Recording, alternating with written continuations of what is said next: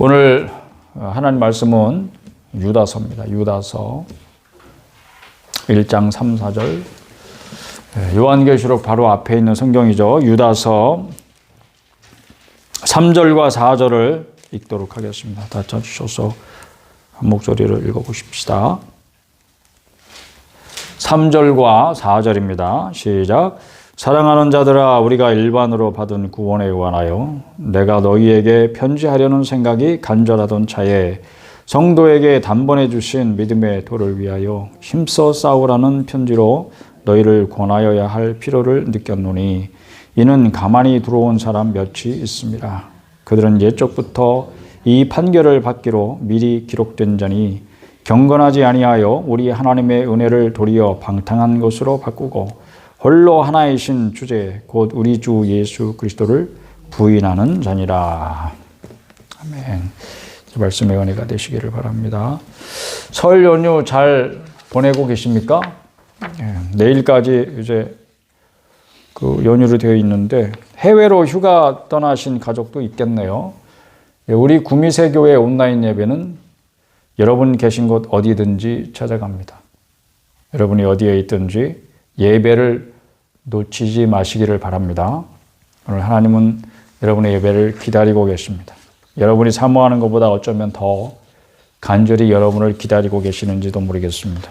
마음을 다하여 하나님을 찾고 구하는 자에게 오늘도 주님은 평강에서 평강으로 인도해 주시고 그 평강을 지키실 줄로 믿습니다. 제가 요즘 쓰고 있는 방에 한쪽 벽에 작은 나무 십자가가 있습니다. 아무 장식도 없는 자그마한 나무 십자가입니다. 어떤 분들은 특별히 이제 우리 교단에 속한 분들이 그렇기도 하고 개신교 교인들이나 목회자들은 우리 십자가는 부활의 십자가이기 때문에 그 나무에 예수님이 달려서 고통스러워하는 모습을 사용하지 않는다. 뭐 이렇게 주장도 하고 그렇게 말을 합니다. 그러나 예수님은 그 비어있는 십자가는 부활의 십자가가 아니고 예수님 죽으신 십자가죠. 무덤에 장사 지내기 위해서 시신을 내릴 때부터 그 십자가는 이미 비어 있었습니다. 그렇게 생각해 보면 부활 이전에 고난이 있고 죽음이 있었다는 사실. 그런데 우리 그 개신교인들은 특별히 저는 그 카톨릭 신자들이나 또는 뭐 정교회나 성공회나 혹은 루터교나 이런 다른 교파분들하고 교제할 기회가 지금은 이제 없어서 그들이 가지고 있는 마음은 어떤지 모르지만 우리 너무 쉽게 우리 개신교인들이 부활에 접근한다 하는 생각을 얼마 전부터 했습니다. 그 무슨 얘기냐면 그 전에 피가 있고 고난이 있고 죽음이 있어요. 근데 그거 너무 쉽게 건너뛰어 버리는 거죠. 그래서 어떻게 됐냐? 우리의 신앙이 너무 경박해졌다. 너무 가벼워졌다. 그런 아쉬움을 갖는 것입니다. 만약에 우리 교회가, 우리 기독교 교당이 들어오는 입구부터 이렇게 마당이 있고 마당에 턱 들어서는 순간 우리의 죄가 얼마만큼 흉악한 것이고 그 죄의 대가는 얼마나 큰 것인지를 보여줄 수 있는 예수님의 십자가의 고상, 고난받는 모습을 턱 이렇게 볼 수 있다면 우리의 신앙이 좀 더 이렇게 가벼워지진 않았을 거다. 근데 그런 아쉬움도 생각해 보는 것입니다. 그렇다고 해서 지금 예수님이 고난받는 모습을 그림을 그린다거나 아니면 조각을 한다거나 아니면 예수님이 달리신 십자가를 교회 앞에 세우거나 그럴 필요는 없을 것 같은데 이제 이미 우리의 기독교 역사는 그렇게 되지는 않을 것 같아요. 이제 흘러가 버렸으니까. 그렇지만 우리의 신앙이 지금 얼마나 가벼운 것인가 생각할 수 있는 기회가 될 수 있기를 바라는 거예요. 이 예배 시간을 통해서라도 서랍장 위에 어린 딸을 올려놓고 아빠가 이제 한 발짝 떨어져 가지고 뛰어내려 이렇게 하는 동영상을 보았습니다.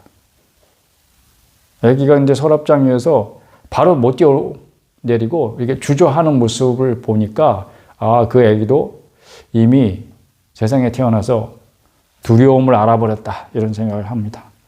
왜냐하면 내가 잘못해서 여기서 떨어지면 엄청 아플 것이다. 아마 떨어져 본 경험이 있든지 그런 아픔을 이미 알고 있는 거예요.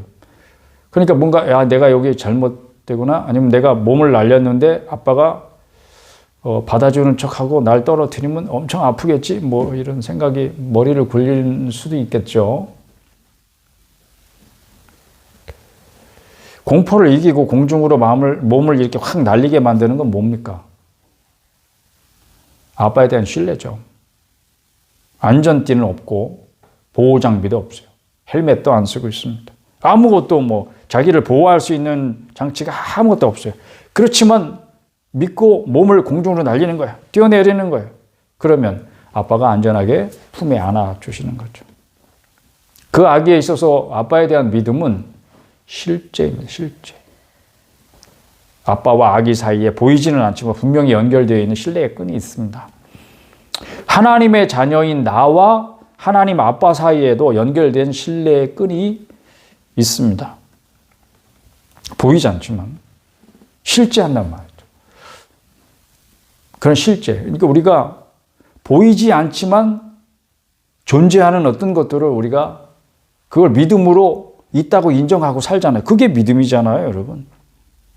사실 아빠를 신뢰할 수 있는 거는 다른 게 아니라 그 아빠의 사랑을 믿기 때문이죠. 아빠가 나를 사랑하셔. 그러니까 나는 아무런 보호장비 없지만 여기서 뛰어내리면 아빠가 나를 가만히 내버려 두지 않아. 나를 틀림없이 안전하게 받아줄 거야. 이런 아빠의 사랑을 믿기 때문이죠. 우리가 하나님을 믿고 갈 수 있는 것도 하나님의 사랑을 믿기 때문입니다. 그리고 하나님의 약속에 우리의 미래를 걸어보는 것. 이게 소망이잖아요, 소망.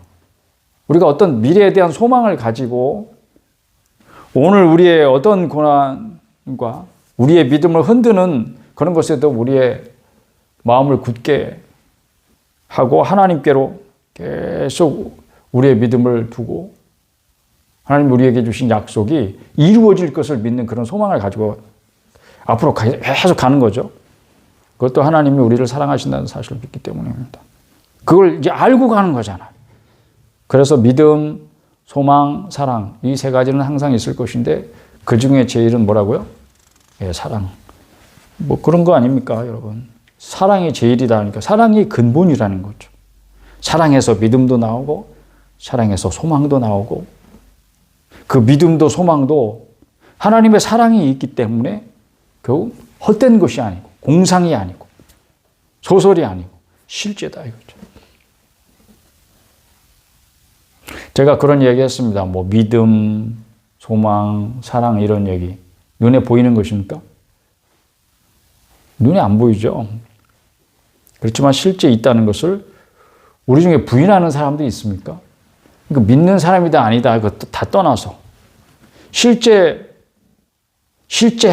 실제하고 있다는 사실 다 믿죠. 그런데 오늘 말씀에는 믿음을 위하여 힘써 싸우라는 그런 말씀까지 듣게 되는 거예요. 힘써 싸워요? 내가 왜요? 내가 무엇을 위해서요? 무엇 때문에요? 이런 질문을 한번 해보자고. 믿음을 지키기 위해서 힘써 싸워야 됩니까? 여러분 그렇습니까? 그렇다면 여러분의 믿음을 지키기 위해서 여러분은 어떤 싸움을 싸우고 계신가요? 아니 믿음을 지키려고 생각은 하고 있습니까? 아, 그러면 내 믿음을 뺏으려고 하는 놈이 있겠네? 그런 것도 여러분 실제한다는 사실이 믿어집니까? 그런 경험이 있어요? 아, 이 놈이 와서 내 믿음을 지금 빼앗아 가려고 하고 있구나. 그런 경험 해보신 적 있습니까? 그러면 여러분은 정신을 차리고 아이고 이거 안 뺏기려면 내가 정신 차리고 저놈이 와서 내 믿음을 뺏으려고 할 때 내가 어떻게 해서든지 싸워서 지켜내야지. 그런 생각을 자연히 하게 되겠죠. 그런데 희한하게도 그런 생각 잘 안 하고 그냥 하루하루 넘어가는 거예요. 아, 저놈이 와서 나를 치려고 하네? 내 믿음을 뺏으려고 하네? 그런 생각 없이 그냥 가는 거예요. 그러다 어디서 잊어버렸는지 모르게 술술술술 흘려버리는 거죠. 마치 이제 모래를 한 주먹 꽉 쥐었는데 좀 무슨 손가락 사이로 언제 빠져나갔는지 모르게 술술술 빠져나가지고 손에는 아무것도 그저 흔적만 남아있는 그런 모래알이 빠져나가듯이 그렇게 술술술 빠져나가는 건 아닌지. 그래서 지금 유다를 통해서 믿음을 지키기 위해서 힘써 싸우라고 말씀하고 있는 것인지, 실제로 유다서 예를 보면 이제 5절 하반절 보면 구원받은 사람도 그걸 잃어버릴 수 있는 것처럼 그런 생각이 들 수도 있어요. 어떤 경우입니까? 5절 하반절에 보면 주께서 백성을 애굽에서 구원하여 내시고, 언제 이야기를 하고 있는 거예요? 창세기 다음 책 출애굽기, 바로 성경의 제일 앞부분, 이스라엘 백성이 이집트에서 노예 생활을 하고 있던 그때로 돌아가서 하나님께서 그들을 전격적으로 확 한꺼번에 모든 민족들을 다 구원해내신 그 장면을 떠올리는 거예요. 그런데 그 후에 광야에서 가나안 들어가기 전에 믿지 않는 자들을 멸하셨으며 그랬습니다. 하나님이 다 구원해 놓으시고 그 구원받은 사람들, 구원해내신 사람들 다 가나안으로 보내시지, 그렇지 않고 그 가운데 믿지 않는 자들이 다 멸망받도록 그렇게 하셨다는 얘기인데, 그러면 구원받은 사람들 중에도 믿지 않는 자가 있고, 그것은 구원도 잃어버릴 수 있는 것이 아닌가, 이런 생각을 하게 하잖아요. 근데 여기서 정말 중요하게 분명히 여러분이 아셔야 될 게 있어요. 믿음도 그렇고 구원도 그렇고 다 내가 스스로 만들어낸 게 아니에요. 만들어낸 게 아니면 어디서부터 왔다는 거죠. 밖에서부터 왔다는 거예요. 내가 아닌 누군가가 나한테 줬다는 거예요. 그래서 선물이라고 하는 것입니다. 선물. 믿음도 선물이고 믿음에 의한 구원도 선물입니다. 그래서 우리는 은총이라고 하죠. 은혜라고 합니다. 하나님 은혜로 주신 선물입니다. 이게 믿어지면 아멘 합시다. 여러분이 가지고 있는 그 어떤 것도 사실은 가만히 생각해 보면 그냥 원래 내가 가지고 있는 그런 게 아니에요, 여러분. 나는 원래 이런 놈이야? 뭐 이렇게 막 어거지 부릴 때 그런 말 하는 사람 있죠. 그래, 너 어쩌라고? 나 원래 그런 사람은 없어요, 여러분. 여러분들이 원래부터 가지고 있던 게 뭐 있어요, 여러분? 잘 생각해봐요. 아무것도 없어요. 다 아버지, 엄마한테 가지고 이 세상에 태어난 거지. 여러분들이 원래 가지고 있던 게 어디 있어? 하나라도. 여러분의 생명은, 그 생명이 어디서부터 왔는지 여러분들 모르고 자기 거라고 생각하고 살지만, 어느 날 그 생명의 주인이 찾아와서, 야, 내가 맡겨놨던 거 나한테 도로 돌려줘. 그러면 여러분들은 더 이상 이 세상에서 살 수 없어. 그 생명을 반납하고 가야 되는 거예요. 그러면 이 생명조차도 내 것이 아니구나, 원래 내 것이 아니구나 라는 걸 알게 되겠죠.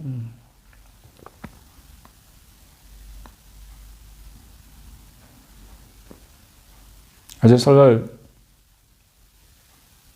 재미있는 뉴스를 봤어요. 세뱃돈을 언제까지 줘야 되는가, 뭐 이런 거 어르신들한테도 여쭤보고 아빠 엄마한테도 물어보고 아이들한테도 물어봐도 서로 각기 다른 대답하죠. 받는 사람들은 언제까지나 받고 싶어 하고, 주는 사람은 대충 어디 선에선가 적당히 끊고 싶어 하고 그렇죠. 우리 기독교인들은, 여러분들이 이제 세뱃돈 받으시면 이제 오늘 주일 돌아와서 뭐 해야 돼요? 11조 드려야죠, 11조. 근데 안 믿는 사람들이 제일 의아하게 생각하는 것 중에 하나가, 11조 한다면 또 의아하게서 11조를 왜 내? 그걸 모르는 거죠. 근데 그 생각, 11조를 내는 것 때문에 교회를 안 나가는 사람도 있단 말이에요. 그런 경우는 그 사람 마음은 뭐예요? 인색함이죠, 인색함. 내 건데 내가 왜 그걸 왜 내? 미쳤니? 11조 10분의 1? 그게 얼만데? 자기 거라고 생각하면 못 내놓는 거지. 아까운 거지. 근데 잘 생각해봐요. 세뱃돈이 원래 여러분 거였어요? 받은 사람 한번 생각해 봐요. 원래 내 게 아니었어요. 그거는 없는 거였어, 원래. 근데 누군가 나한테 줬어. 그러니까. 줬으니까 내 거지. 잘 생각해요. 원래 없었던 거예요. 그거를 100%다 하나님 앞에 바쳐도 여러분의 삶에는 아무 영향이 없는 거예요. 그렇죠? 근데 내 손에 일단 들어오면 다 내 거야. 근데 10분의 1을 띄어서 뭔가 하나님 앞에 바쳐. 또는 다른 사람에게 줘. 가난한 이웃들에게 뭔가 선행을 베풀어. 내가 왜 이렇게 생각하면 아무것도 내 손에서는 나갈 수가 없어요. 그러니까 이 사람들이 가지고 있는 생각들이 얼마나 헛된 생각인가 봐요. 원래 자기 거가 아닌 것을 자기 것처럼 생각하는 순간 어떻게 돼, 사람들은? 아주 인색하고 졸렬한 그런 인생을 살아가는 사람이 되는 거죠. 그걸 어떻게 보면 그냥 하나님 말씀에 10분의 1을 드린다. 그냥 계명이 그러니까 하나님께 11조 바쳐야 된다. 이런 게 아니고 여러분 생각을 똑바로 가지세요. 10분의 1을 띄어서 하나님 앞에 바친다는 것은 내가 뭔가 이 세상에 누군가를 위해서 바쳐야 한다면 바로 하나님께 바친다는 것을 똑바로 교육받는 것이고 그게 상징이고, 그리고 사실 10분의 1뿐만이 아니고 나머지 10분의 9도 사실은 이 모든 것들이 다 하나님 것이라고 하는 신앙의 굉장히 중요한 고백이에요. 근데 이런 고백이 없는 사람들은 기독교인이 아니기 때문에 11조를 못 바치는 거죠. 아셨죠? 그러니까 교회 다니는 사람인데 11조 못한다. 그 사람은 기독교인이 아니라고 봐도 돼. 저는 그냥 아주 과격하게 말하기는 했지만 그게 정말 중요한 원리이기 때문에 그것을 아멘으로 나 이렇게 해야 되겠구나 라고 받아들이게 된다고, 기독교인. 근데 그거를 어떻게 설명을 하냐고. 기독교인이 아닌 사람들은 영적으로 죽어서 하나님과 상관없이 그냥 이렇게 강물에 떠내려가는 죽은 나무 토막하고 다름이 없는 사람이 그걸 어떻게 이해하고 받아들일 수 있겠냐고. 그러니까 이거는 논쟁의 대상도 아니고 대화의 대상도 될 수 없는 거예요. 안 믿는 사람하고. 그러나 교회 안에서는 어때요? 그래서 이런 거 가지고 싸우면 그냥 말장난으로 끝나는 거예요. 그러니까 교회 안에서는 그런 걸로 다투지 말자고. 뭘 힘써 싸우라 그러니까 뭐 이런저런 거 자기가 궁금해하는 모든 걸 가지고 막 그냥 서로 뭐 싸우고 그렇게 하라는 얘기 아니에요. 구원에 관한 이야기를 하게 되니까, 왜냐하면 구원받은 사람도 과연 그 구원을 잃어버릴 수 있는가? 그렇다면 그 구원을 받게 하는 조건, 믿음인데, 믿음으로 구원받는다는 것인데 그 믿음도 잃어버릴 수 있는가? 그 얘기를 하다가 여기까지 갔습니다. 그러나 잘 생각해보세요. 그 믿음을 누가 줬어요? 하나님이 은혜로 줬어요. 어느 날 여러분이 믿는데 언제인지 모르니까 언제부턴가 하나님을 믿게 됐어요. 여러분이 예수 믿는 자가 됐어요. 근데 그걸 하나님이 나한테 넣어주신 것을 알게 돼요. 이게 내 것이 아닌데 하나님이 나한테 이 믿음을 넣어주셨구나. 그걸 알게 돼. 그럼 여러분은 자신의 죄와 그 저주에서 스스로를 구원할 수 없는 사람인데, 그런 존재인데 내가 하나님의 은혜로 구원받았구나. 이게 깨달아지는 거예요. 그게 알아지는 거예요. 그게 확 믿어지는 거예요. 그런 순간이 온단 말이에요. 3절에 보면 성도에게 단번에 주신 믿음에 도 이렇게 되어 있죠. 성도는 하나님의 택하신 백성이에요. 하나님의 자녀예요. 거룩한 백성이에요. 하나님을 섬기도록 거룩하게 하나님이 이 세상에서 구별해낸 거룩한 자이기 때문에 성도라는 표현을 쓰는 거예요. 성도에게 믿음을. 성도가 무슨 평신도라는 뜻이 아니에요. 성도에게 믿음을 단번에 주셨답니다. 한 번 주셨다는 말인데 그 효력이 영원하다는 뜻이에요. 그래서 단번에 주셨다 이렇게 표현하는 거예요. 그 한 번으로도 영원한 효력을 가지고 있는 것이 믿음입니다. 하나님이 여러분에게 심어주신 그 믿음은 영원한 효력이 있어서 절대 사라지지 않고 취소될 수 없습니다. 그 사실을 믿으시기를 바랍니다. 그러므로 여러분의 구원이 하나님이 주신 거예요. 그러면 어떻게 해야 돼요? 취소가 될 수 없는 거예요. 누구 마음대로 취소해. 나 취소합니다. 예전에 제가 읽은 아티클 중에 영국 이야기예요. 영국. 우리나라 이야기 아니고 영국의 국격은 이제 성공회잖아요. 영국 성공회 그 등록교인들 중에 자기의 영세를 취소하는 일이 생겼다는 거예요. 교회 가가지고 내가 세례받은 거 취소시켜 주세요. 그러니까 우리 아버지 어머니가 그 교회 교인이라 내가 나의 뜻과는 상관없이 내가 세례를 받았는데 나 취소할게요. 이런다고. 그런 되먹지 않은 일이 그 사회에서 벌어졌어요. 그거 받은 거 받았으면 말지 뭐 또 가서 취소해. 그러니까 이게 얼마나 그 마음 속에 그게 얼마나 반역하는 심정이냐고 그게.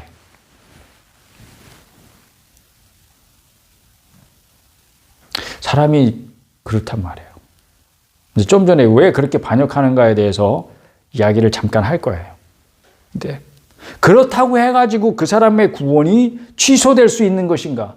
그럴 수 없다고 우리는 믿는 거예요. 왜냐하면 그것은 하나님이 나에게 주시는 것이니까. 내가 선택한 거라면 내가 취소하면 그만이지만 여러분의 구원은 하나님이 주신 것이고 그것은 효력이 영원하여서 절대 취소될 수 없는 것을. 그리고 아무도 주님의 손에서 우리를 빼앗을 자가 없는 것을 믿으시기를 바랍니다. 그런데 믿음의 도를 위하여 힘써 싸우라니 웬 말입니까? 힘써 싸우라. 헬라어로는 투쟁하라 이런 뜻인데 굉장히 그 신약 성경에서 유다서에만 나오는 단어래요, 이 단어가. 그거를 이제 힘써 싸우라 이렇게 번역을 했는데 이건 뭐냐면 네 것을 빼앗으려고 덤벼드는 적을 쳐부숴라. 그래서 네 것을 지켜라. 이거 굉장히 무게감 있는 단어죠. 근데 이렇게 무게감 있는 단어를 썼다는 것은 무슨 의미겠어요? 그만큼 그 싸움이 굉장히 무게 있는 싸움이다. 치열한 싸움이다. 이런 뜻 아닌가? 그러면 야고보의 형제 유다는 왜 힘써 싸우라는 권면을 하고 있는가? 그럼 저는 이걸 한마디로 이렇게 표현하고 싶어요. 교회를 수호하기 위해서다. 여러분의 믿음을 지키라는 싸움이 아니고 사실은 교회를 지키기 위한 싸움이다. 성도 여러분 한 사람 한 사람이 교회의 수호자가 되어야 된다. 이런 말씀이라고 저는 믿는 것입니다. 왜? 여러분은 믿음으로 구원받기 위해서 교회를 필요로 했어요. 교회가 아니면 복음을 들을 기회는 여러분은 없었을 것입니다. 오래전 일이긴 하지만 그래 우리나라에 선교사가 들어와서 복음이 전해졌어. 그래서 그 복음을 믿은 사람이 구원을 받고 그들이 교회를 세웠어. 그러면 복음이 들어오기 전에 우리 조상들은 어떻게 되는 거예요? 예수님 이야기를 못 들었어. 복음을 못 들은 사람들은 어떻게 다 지옥 가야 되는 거예요?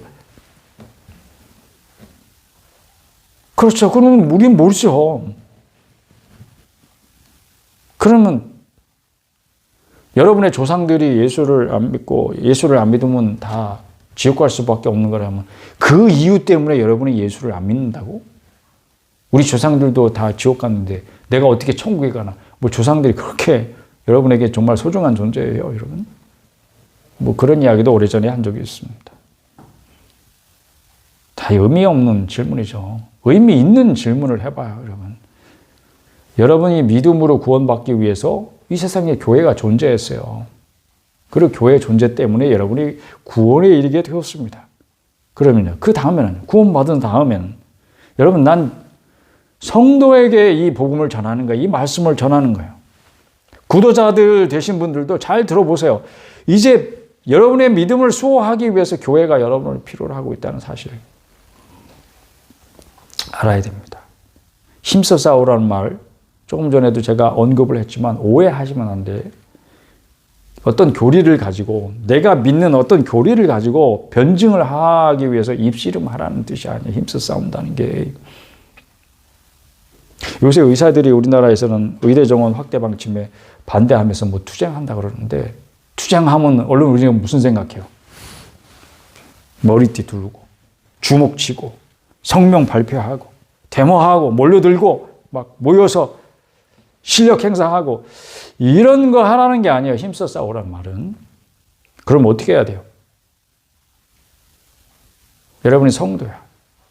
하나님의 부르심을 받았어. 이 세상에서 이 세상의 많은 사람들 가운데 여러분이 건짐을 받았어. 성도로서 부르심을 받았어. 그러면 여러분이 있는 곳에서 여러분의 생활에서 끝까지 진실하고 성실하게 믿음을 보이는 성도가 되라는 말씀입니다. 이게 여러분에게 단번에 주어진 믿음의 도를 위하여 힘써 싸우는 길입니다. 이 유다가 편지를 쓰게 된 것도 사실은 4절에 보면 어떤 사람들 때문이에요? 가만히 들어온 사람 몇이 있었기 때문이에요. 어딜 들어왔겠어요? 어디 들어왔다는 거예요? 교회에 들어왔다는 거야, 교회. 그래서 제가 이 말씀을 보면서 우리가 무엇을 위해서 힘써 싸운다고? 교회를 수호하기 위해서 힘써 싸워야 될 필요가 있기 때문에 이 말씀을 우리에게 전하는 것이다. 이렇게 믿고 여러분에게 그렇게 전하는 것입니다. 여러분, 이것은 여러분 개인이 자신의 믿음을 지키기 위한 싸움보다 더 거룩한 싸움이에요. 더 중요한 싸움일지도 몰라요. 가만히 들어온 사람은 왜 들어왔겠어요? 교회를 어떻게 하려고? 무너뜨리려고. 그래서 교회의 수호자가 필요한 것입니다. 여러분이 교회의 수호자가 되어야 합니다. 왜? 교회를 무너뜨리려고 하는 사람들이 신천지가 이런 짓을 했었잖아요. 교회의 정체를 숨기고 들어와가지고, 그러니까 가만히 들어온다는 거는 뭐 발자국 소리를 죽여가면서 뭐 살금 예배에 늦은 사람들이 꼭 그렇게 들어오지. 가만히 들어오는 거예요. 살금. 옛날 지각하는 사람은 항상 지각해 보면 항상. 그 시간도 정확해, 희한하게. 응? 들어오는 시간도. 그렇게 들어오는 사람을 말하는 것이냐? 그게 아니고 자기 정체를 숨기고 들어오는 사람들 말하는 거죠. 그 사람들이 뭘 속였어요? 자기도 믿는 사람이다. 나도 예수 믿는 사람이야. 나도 하나님 섬기는 사람이야. 그런데 여러분, 제가 그 이야기를 분명히 했죠. 하나님 얘기한다고, 그래? 너도 하나님 섬겨? 이렇게 하면 안 된다고요. 그 사람이 말하는 하나님은 내가 믿는 하나님하고 다른 하나님을 이야기하는 수 있어요. 예수를 얘기한다고, 너도 예수 믿어? 그게 아니라니까요, 여러분. 그 사람이 말하는 예수는 내가 믿는 예수가 아닐 수도 있다는 거예요, 여러분. 그러니까 함부로 그렇게 잘 분별하셔야지 속지 마세요. 그래서 교회가 속아 넘어갔어요. 그래가지고 가만히 들어오는 사람들 처음부터 가라지예요, 가라지. 알곡이 아니에요, 절대. 가라지 어떻게 되는지 아시죠? 그들의 운명은 정해져 있어요. 영원한 운명. 추수 때 거두어져서 불에 던져질 거예요, 먼저. 그런데 가만히 들어온 사람들, 그 사람들은 거짓말쟁이잖아요. 자기 정체부터 숨기고 딱 들어오니까 거짓말쟁이잖아요. 거짓말의 아버지가 누구예요? 사탄이에요, 사탄. 마귀예요.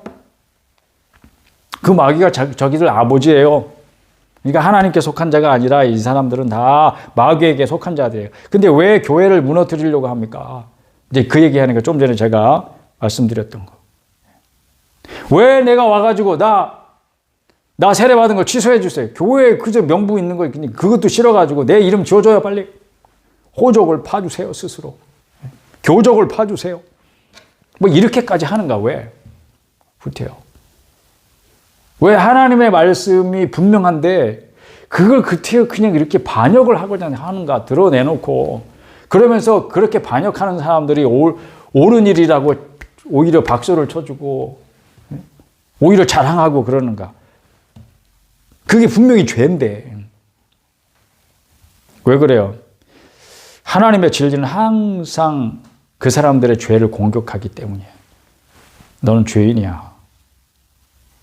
진리는 죄인들을 향해서 공격합니다.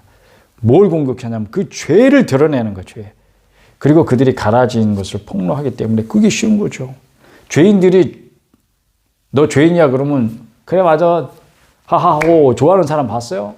그렇겠어요, 여러분? 여러분이 죄인이야. 근데 지금까지 식구들도 모르게 죄졌어.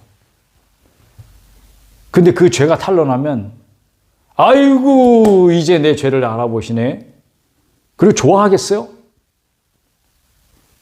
누군가 끝까지 이 죄가 드러나지 않기 위해서 여러분이 싸울 거 아니에요. 응? 아니야, 난 아니야. 응? 네가 뭔데 나를 죄인이라고 불러. 그리고 막 죽이려고 덤벼들 거 아니에요. 죄가 가진 속성은 그런 거예요. 하나님의 말씀은 언제든지 예리하게 찌르고 쪼개고 파내서 아주 그냥 어디까지 파. 살을 해짓고 피부를 해짓고 살을 해짓고 힘줄을 해짓고 뼛속까지 찔러 쪼개잖아요. 드러낸단 말이에요. 그 깊숙이 숨어있는 그런 죄를 드러내고 공격하는 것이 하나님 말씀이에요. 그런데 죄는요, 모든 하나님의 음성을 듣기를 거부합니다. 하나님의 모든 메시지를 물리치고 따르려 하지 않는 것이 죄의 속성입니다. 가만히 들어온 자들, 교회를 무너뜨리고, 교회를 무너뜨려서 결국은 어떻게 하는 거예요? 교회에 무너뜨리면 누구 손해예요? 교회의 주인이신 하나님 손해죠. 그러니까 하나님께 뭔가 조금이라도 손해를 입히려고 교회를 무너뜨리려고 하는 거예요. 왜? 하나님이 세우신 기관이 이 교회는, 이 지상의 모든 교회들 사실 크고 작고를 떠나서 이 존재 자체가 하나님을 드러내는 거예요. 그러니까 교회를 무너뜨리면 교회의 주인 하나님이 피해를 입겠지? 이렇게 해서 대적하는 거예요. 하나님의 자녀들에게 달려들어가지고 그들이 휘청거리고 쓰러지는 모습을 보면서 막 박수치고 즐거워하면서요, 지금 사탄에게 속한 자들이 그들을 구원하신 하나님을 조롱하려고 덤벼드는 것입니다. 사랑하는 여러분, 여러분이 성도로서 이 싸움에 임하는 길은요, 하나님이 주신 그 믿음이 참된 것임을 여러분이 드러내는 그런 싸움인 거예요. 그런 싸움은 어떻게 해야 돼요? 여러분이 사는 모습에서 여러분의 믿음의 참됨을 보여주는 길밖에 없어요. 여러분이 말로 아무리 해봐야 오히려 조롱거리가 되고 그런 거죠. 아무리 힘들고 어려운 일이 있어도 여러분의 마음을 흔드는 어떤 대상이 있어도 하나님의 사랑을 의심하지 않는 가운데 믿음으로 극복해냄으로써 승리하는 것입니다. 거기서 피하는 것이 아니고, 그럼에도 불구하고가 아니고, 여러분, 그 상황들이 여러분을 불같은 그런 용광로 속에서 집어넣어가지고 여러분을 막 달구고 녹이고, 그래서 여러분들에게 어떤 심한 고통을 주는 그런 연단이 여러분에게 있을지라도 그것을 통해서 여러분의 믿음은 단련받고 더 단단해지고, 그리고 더 아름다워지고 더 순도가 높아지는 것입니다.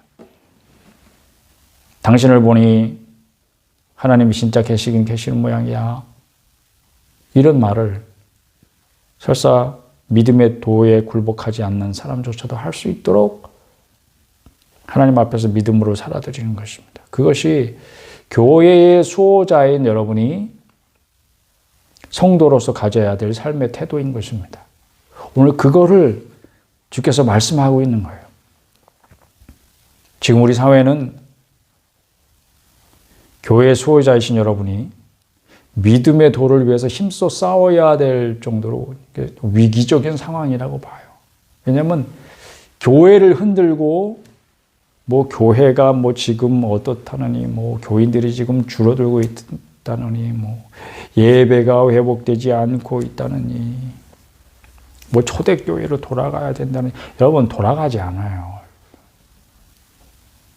뭘 어디로 자꾸 돌아가래. 이렇게 말씀하시는 분들은 그냥 제가 건방진 소리지만 사태 파악이 제대로 안 되신 분이야. 어딜 돌아가기는. 우리가 돌아갈 곳은 저 본향 천국밖에 없어요. 돌아가는 것이 아니고 흘러갑니다. 그냥 계속 앞으로 가는 거예요. 여러분. 어디 돌아갈 데가 없어요. 그런데 방향이 중요하잖아요. 여러분. 속도가 중요한 게 아니라. 우리가 위기 한가운데 있다는 걸 인정하죠. 8절을 읽어보실까요? 우리 8절. 다 같이 시작. 그러한데 꿈꾸는 이 사람들도 그와 같이 육체를 더럽히며 권위를 업신여기며 영광을 비방하는도다. 세 가지 특징을 이야기했어요. 꿈꾸는 이 사람들, 어떤 사람들? 교회에 가만히 들어온 사람들, 어떤 사람들? 알고기 아닌 가라지들, 어떤 사람들? 사탄에 속한 자들, 어떤 사람들? 그들의 영원한 운명이 결정된 사람들, 어떤 사람들? 거짓말쟁이들. 이런 사람들 여러분 구별하기 어렵죠. 그렇지만 분명히 그 사람들은 보여주는 특징이 있어요. 자, 보시면 세 가지 이야기하고 있네. 세 가지. 육체를 더럽히며, 이건 부도덕한 성생활을 얘기하는 거예요. 부도덕한 성관계. 여러분 지금 우리 사회가 얼마나 음란한 문화를 조장하는지 몰라요. 그걸 열심히 드러내려고 막 애쓰는 것 같아. 내가 볼 때 뭐 드라마도 그렇고 영화도 그렇고 뭐 방송도 그렇고 TV 프로그램 봐봐요. 여러분들이 매일 즐겨보시는 어떤 영상이든지 어떤 것이든 여러분들이 마음을 빼앗기고 있는 어떤 것들을 잘 생각해 봐요. 그것이 여러분을 거룩하게 합니까? 여러분의 삶에 어떤 영적인 유익을 주고 있습니까? 여러분이 하나님을 더 사랑하게 만드는데 도움을 주고 있나요? 그런 게 아니라 오히려 그 반대로 가게 만들잖아요. 그냥 얼마나 음란한지.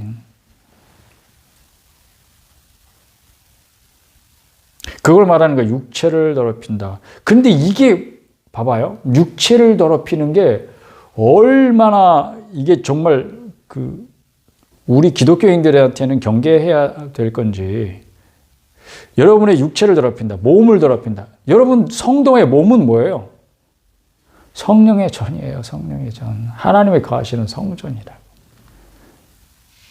몸으로 하나님께 봉사해야 되는 그런 몸이에요. 몸이 부활해야 되는 그런 몸이에요. 영원히 살 몸이에요. 거룩해야 되는 몸이에요. 그런데 그 몸을 더럽게 만들려고 부추기는 사회가 되었단 말이죠.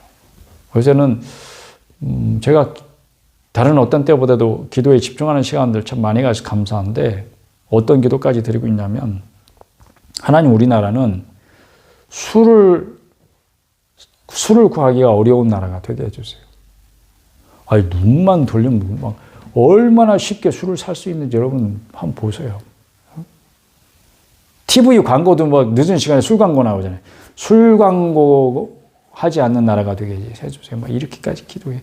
술, 담배 이런 거를 구하기가 정말 어려운 나라가 되게 해주세요. 간절히 기도하고 있어요. 왜? 그게 몸을 더럽히는 것 중에 하나니까. 그것 자체가 더럽지는 않아도 그것을 몸에다 들이붓는 사람들의 몸을 더럽히는 그리고 그 몸으로 더러운 짓을 하게 만드는 그런 원인 제공이 되잖아요. 적어도. 그래서 그렇게까지 저는 기도하고 있습니다. 육체를 더럽히는 것. 두 번째는 권위를 업신여기며 지금 온 세상의 권위는 죄다 무너뜨리려고 발악을 하고 있는 그런 형국이라고 봐요. 저는. 그런 흐름들을 잘 보셔야 돼요. 기독교인들. 여러분 그 배후에 마귀가 보이지 않습니까? 부모의 권위, 선생님의 권위, 직장 상사의 권위, 어른의 권위, 남편의 권위. 그게 사회적인 권위일 수도 있고 정치적인 권위일 수도 있고 영적인 권위일 수도 있고 이 사회에서 권위를 조금이라도 가진 사람들의 그 권위는 어떻게 해서든지 무너뜨리고 싶어하는 사람들이 있는 것 같아요. 가만히 들어온 사람들, 그 사람들은 권위를 업신여긴다, 미워한다는 뜻이에요. 그 권위를 미워해가지고 그 권위를 어떻게 해서든지 없애버리고 싶어요. 왜 마귀 졸개들은 그렇게 권위를 미워하고 없애려고 할까요? 권위자가 없는 사회를 만들고 싶어 하는 거예요.